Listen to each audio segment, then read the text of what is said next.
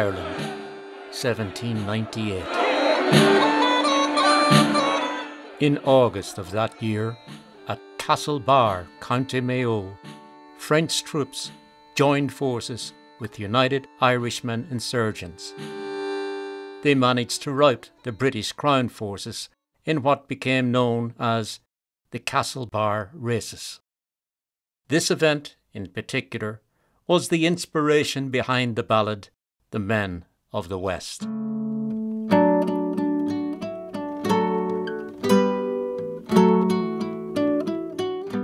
The words of "The Men of the West" were published on the 6th of June, 1898, in the Shan Van Vocht, a journal issued out of Belfast and edited by Alice Milligan and Anna Johnson. Accompanying notes informed the reader that this rousing song, "The Men of the West," was written by Fear na Muintir, and that the verses would fit hand in glove with that old air, Owen Cór. Further investigation reveals that Fear na Muintir, man of the people, was a nom de plume used by William Rooney, and Owen Cór referred to a satirical ballad which was composed by the United Irishman and poet from County Mayo, Richard Barrett, also known as the Poet of Erris. Born in Dublin on the 29th of September 1873, William Rooney pursued a short but illustrious career as a poet and journalist.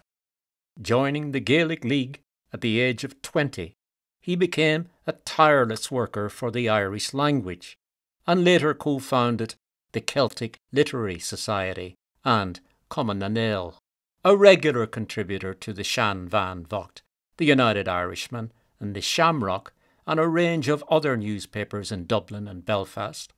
Many of his articles and poems reflected his strong nationalist spirit. Described by Arthur Griffith as the greatest Irishman I have ever known or can ever expect to know. In 1898, Rooney played a leading role in the committee which was set up to commemorate the centenary of the United Irishman Rebellion. No surprise, then, that the Men of the West served as a salute to the rebels, particularly of County Mayo, and paid tribute to Jean Humbert, the French general who tried to assist them in their struggle to end British rule in Ireland. Alas, William Rooney would not live to see the day when his song would be sung in concert halls throughout Ireland. Shortly before he was due to marry his sweetheart, Moira na Chillin, he died of tuberculosis on the 6th of May, 1901. In 1902, a book of Rooney's verses, poems and ballads was published posthumously by Gill and Son from Upper O'Connell Street, and soon after the Men of the West fell into the capable hands of veteran Dublin musician James J. Johnson. Having established a reputation for arranging numerous Irish ballads, Johnson was admired by his peers for having written the marching style music that accompanied Thomas Davis's poem, A Nation Once Again. Apart from teaching music at St. Joseph's Blind Asylum in Drumcondra, he taught piano and singing from his music studio at 25 York Street in Dublin, as did his daughters Angela and Frances. Such were his immense musical talents, the Dublin Evening Express ran a glowing tribute to Johnson, the article featuring a very rare photograph of the veteran musician. One of James J. Johnson's most talented pupils was William A. Sheehan, an electrician by trade who lived in Patrick Street, about a 10-minute walk from York Street. Sheehan was blessed with such a fine baritone voice that 73-year-old Johnson invited his 24-year-old student to sing his arrangement of the Men of the West in the solo singing category at the Dublin Feis Ceoil, scheduled for the 22nd of May 1903 at the ancient concert rooms in Dublin. Sheehan willingly agreed to sing the song, and having clearly impressed the judges at the Feis with a spirited rendition of the song, Sheehan was awarded the gold medal, the Dublin Evening Express remarking that he possesses a voice of finely developed quality and remarkable power.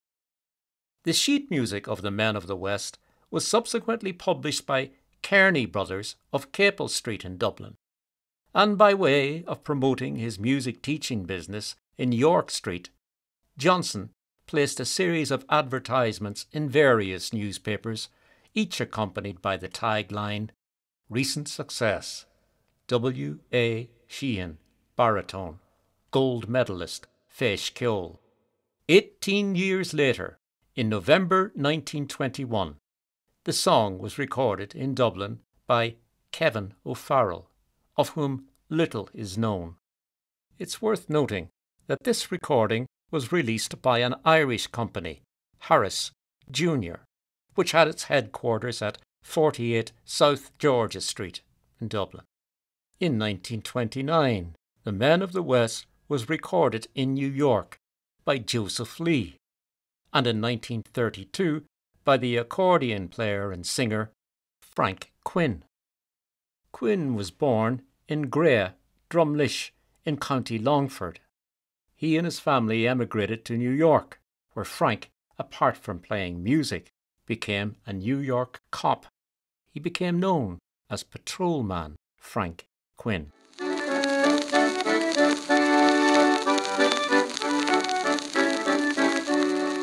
1956 saw the release of The Rising of the Moon, an album recorded in New York by the Clancy Brothers and Tommy Makem. Released on the Tradition label, it included The Men of the West. William Rooney's original song contained 5 verses and a chorus. When Frank Quinn sang it for the OK label in 1932, he shortened the ballad to 3 verses.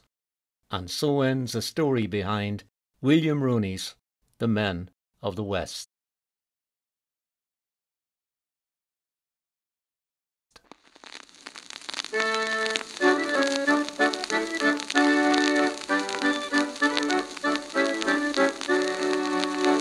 While you honor in song and in story the names of the patriot men, whose valor has covered with glory full many a mountain and glen.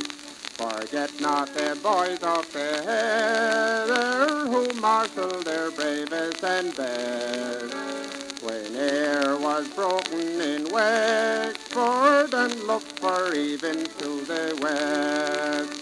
I give you the gallant old West boys, where rallied our bravest and best.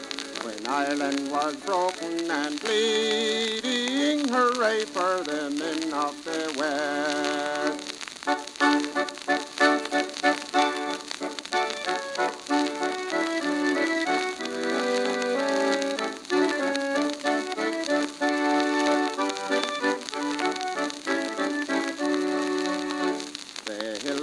With glory were glowing, 'twas the eve of a bright harvest day, when the ships we'd been weariedly waiting sailed into Killala's broad bay, and over the hills went the slogan to waken in every breast the fire that has never been quenched, boys, among the true hearts of the West. I give you the gallant old West boys, where rallied our bravest and best. When Ireland was broken and bleeding, hooray for the men of the West.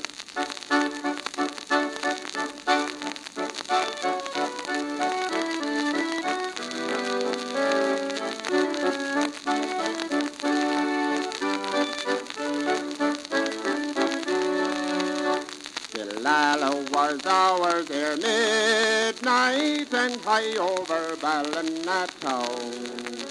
Our banners in triumph were waving before the next sun had gone down. We gathered to see the good work, boys, the true men and near and the far. And history can tell how we routed the redcoats through old Castlebar. I give to the gallant old West, boys, where rallied our bravest and best. When Ireland was broken and bleeding, hooray for the men of the West.